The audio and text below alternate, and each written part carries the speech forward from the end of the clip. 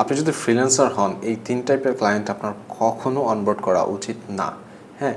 আমি আমার ফ্রিল্যান্স ক্যারিয়ারে এই ৩ টাইপের ক্লায়েন্ট হ্যান্ডেল করে অনেক প্যারা খেয়েছি এবং আমাকে এটা হার্ড ওয়েতে শিখতে হয়েছে। অ্যান্ড ট্রাস্ট মি, আপনি যদি এই ৩ টাইপের ক্লায়েন্ট পান, তারা যত টাকাই অফার করুক, আপনার তাদের কাজ করা উচিত হবে না। It will save a lot of hassle for you in the long run. হ্যাঁ?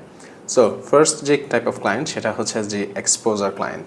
এদের আসলে ওইভাবে টাকা থাকে না, they don't have that money. তারা আপনাকে অফার করবে যে তুমি আমাদের এই কাজটা করো, আমাদের ব্র্যান্ড অনেক বড়, লোকজন আমাকে চেনে, তুমি পোর্টফোলিওতে শেয়ার করতে পারবা, তোমার অনেক নাম হবে যে তুমি এই ব্র্যান্ডের সাথে কাজ করেছো। But that is not the case. তাদের আসলে ওইভাবে ইনভেস্টমেন্ট নাই, টাকা নাই। সো তারা বেসিক্যালি যাচ্ছে ফ্রি ওয়ার্ক। সো আমি বলবো যে আপনার যদি ফ্রি ওয়ার্ক করতেই হয়, আপনি স্যাম্পল ওয়ার্কস করেন পোর্টফোলিওতে দেওয়ার জন্য, মানে পোর্টফোলিওতে দেওয়ার জন্য আপনার যদি আসলে এই কাজের দরকার হয়।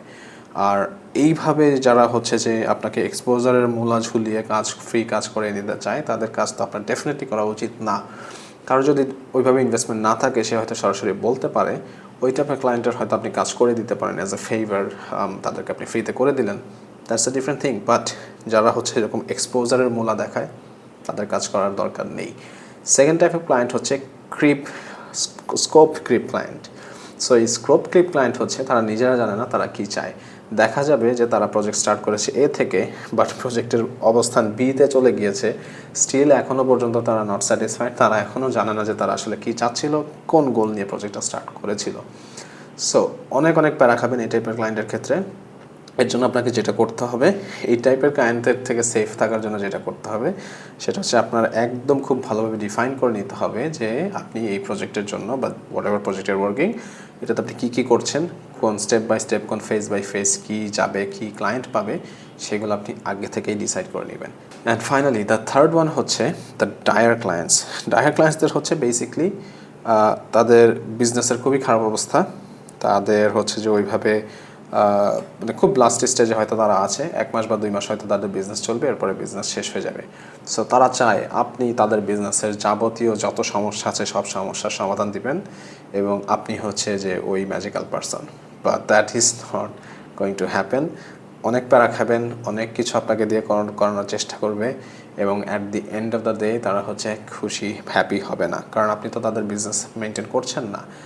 আপনি একটা পার্টিকুলার সার্ভিস প্রোভাইড করছেন, but they expect you to get that results এবং তাদের বিজনেসকে ওই ডাইং সিচুয়েশন থেকে তুলে নিয়ে আসবেন। সো এই 3 টাইপের ক্লায়েন্ট আপনার ডেফিনেটলি অ্যাভয়েড করা উচিত।